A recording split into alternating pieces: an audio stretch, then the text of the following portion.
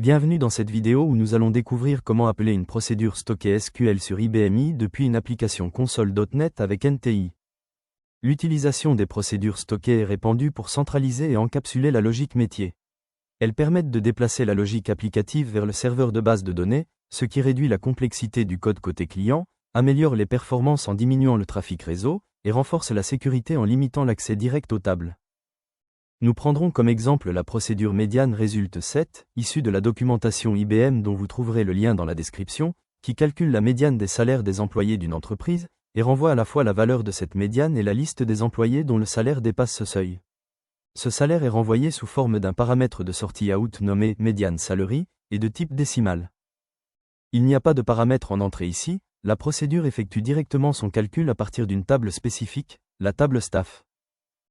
Pour que la procédure fonctionne, il faut donc qu'une table nommée staff existe dans le même schéma où la procédure sera créée. Préparons donc notre environnement IBMI. Tout d'abord, nous allons ouvrir l'exécuteur de script ACS et créer une bibliothèque dédiée nommée MD-Salary. Après exécution, nous définissons ensuite cette bibliothèque comme schéma par défaut. Ainsi, toutes nos créations de tables et procédures seront automatiquement positionnées dans la bibliothèque que nous venons de créer. Nous créons ensuite la table staff qui servira de source à notre procédure.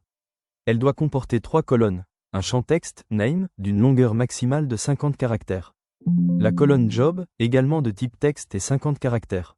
Et enfin salary, un champ numérique défini avec 7 chiffres dont 2 décimales, pour présenter le montant du salaire de chaque employé.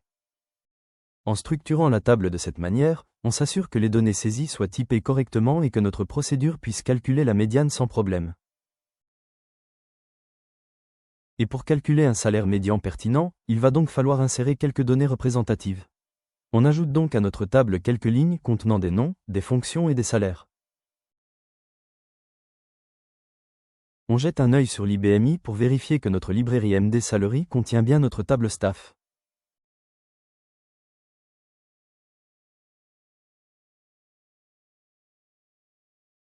Il ne nous reste plus qu'à exécuter le script complet de notre procédure stockée. Vous pouvez directement le copier-coller depuis la doc IBM.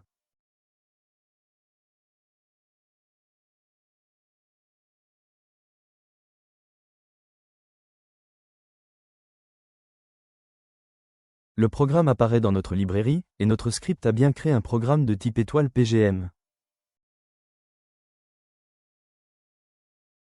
Basculons maintenant dans Visual Studio. Notre projet console est prêt, la connexion IBMI avec NTI est prête aussi. Nous allons voir un appel avec l'ORM Dapper, pour simplifier le code nécessaire à l'appel de notre procédure stockée.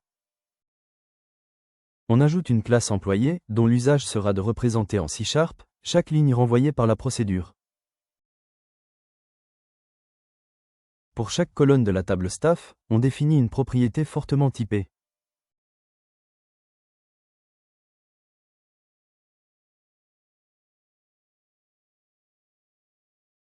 Name, pour recevoir la chaîne de caractères correspondant au nom de l'employé.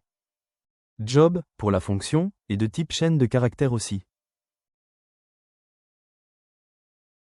Et enfin salary en décimale pour refléter le montant du salaire avec ses 2 décimales. Ce modèle assure un mapping clair et sécurisé des données SQL vers un objet métier.NET.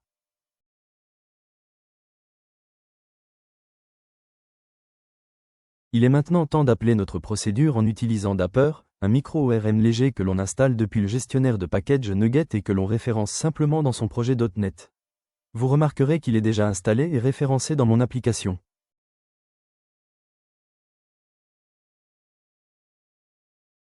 On instancie un objet, Dynamic Parameter, qui va servir à collecter les paramètres de notre appel.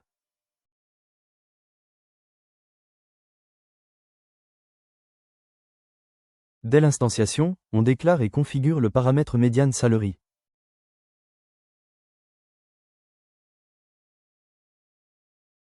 On spécifie son type, avec dbType, de type décimal.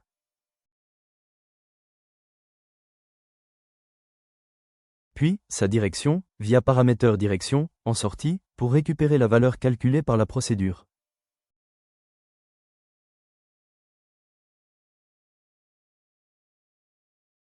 Pour vérifier immédiatement que la connexion et le mapping sont opérationnels, On construit une requête SQL simple qui sélectionne toutes les lignes de la table staff dans notre schéma MD Salary.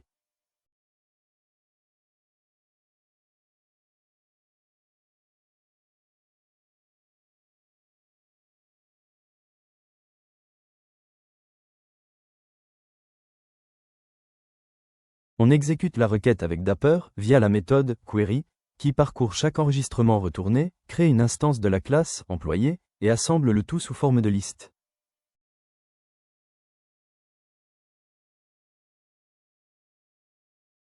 Il suffit de placer un point d'arrêt sur cette ligne pour vérifier dans Visual Studio que notre liste est bien remplie par des instances de type employé valide, avant de passer à l'appel de la procédure stockée.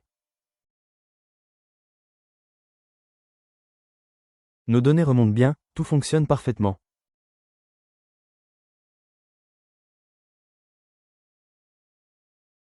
On peut maintenant supprimer cette requête test et déclarer une liste de type employé afin de disposer d'un conteneur typé pour récupérer nos objets employés, que la procédure va nous retourner. Cette instanciation permet de préparer un espace mémoire et permettre d'ajouter, filtrer ou transformer ces données par la suite.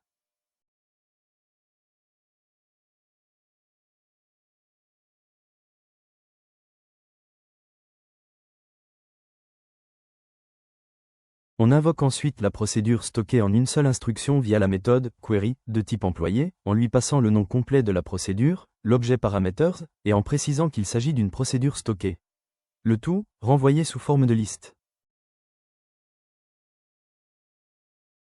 En fait, derrière cette instruction, Dapper encapsule le nom complet de la procédure et l'objet parameters dans une commande SQL marquée comme « procédure stockée ». Il l'envoie immédiatement au serveur IBMI via NTI. Côté serveur, le programme s'exécute. Il calcule d'abord la médiane des salaires, range cette valeur dans le paramètre de sortie médiane salary, ouvre ensuite le curseur contenant toutes les lignes dont le salaire dépasse ce seuil et renvoie ce flux de données au client.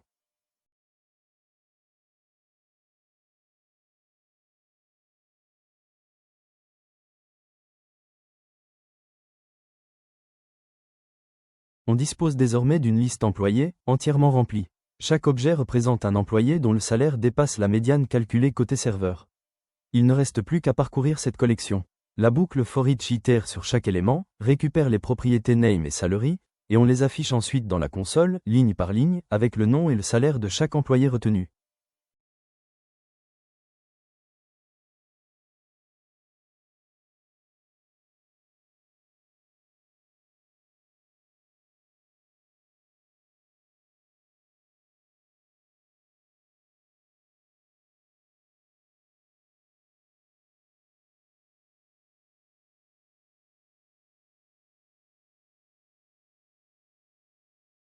Enfin, on extrait la valeur de la médiane directement depuis l'objet parameters.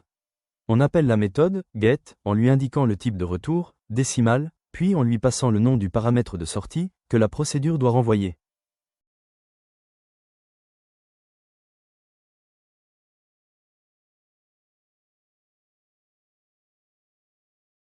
À partir de là, on peut immédiatement extraire et afficher la valeur calculée de médiane salary.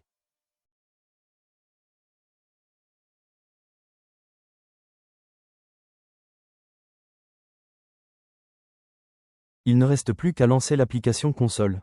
La liste des employés dont le salaire dépasse la médiane s'affiche ligne par ligne, suivie du seuil de salaire médian calculé.